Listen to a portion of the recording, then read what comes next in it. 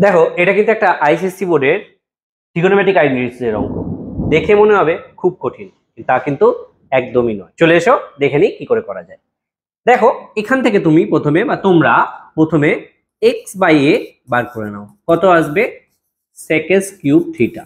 দেখো যদি এখান থেকে আমরা শুধু সেক থিটা বার করতে চাই, তাহলে এদিক থেকে থ্রিটা রিমুভ হচ্ছে, এদিকে কিন্তু সেটা হয়ে যাবে মাথায় 1/3। এটুকুনি তো আশা করি নিশ্চয়ই জানো। এখান থেকেও আমরা তাই করব। আমরা ওয়াই বাই বি প্রথমে বার করব অ্যাজ ট্যান কিউব থিটা। সেখান থেকে আমরা এই কিউবটাকে রিমুভ করলে পাবো ওয়াই বাই বি, তার মাথায় 1/3, যার ভ্যালু দাঁড়াবে এদিকে ট্যান থিটা। কি দাঁড়ালো? আমরা সেক থিটা জানি, ট্যান থিটা জানি, এদের মধ্যে একটা রিলেশন আছে। আইডেন্টিটিস কি না, sec square theta minus tan square theta is equals to 1। তাহলে আমরা এই ভ্যালু দুটো পুট করে দিই। আমরা কি পাবো? দেখো সেক থিটার ভ্যালু আমাদের কাছে আছে এক্স বাই এ, তার পাওয়ারে 1/3, আর এখানে আমরা কিন্তু তাদের স্কোয়ার করছি।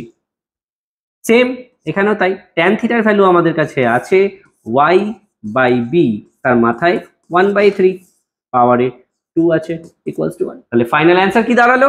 অ্যান্সার দাঁড়াবে x by a to the power 2/3 minus 1/b to the power 2/3 equals to 1। Question ছিল এলিমিনেট থিটা। দেখো এখানে তো থিটা নেই, আন্ডারস্টুড?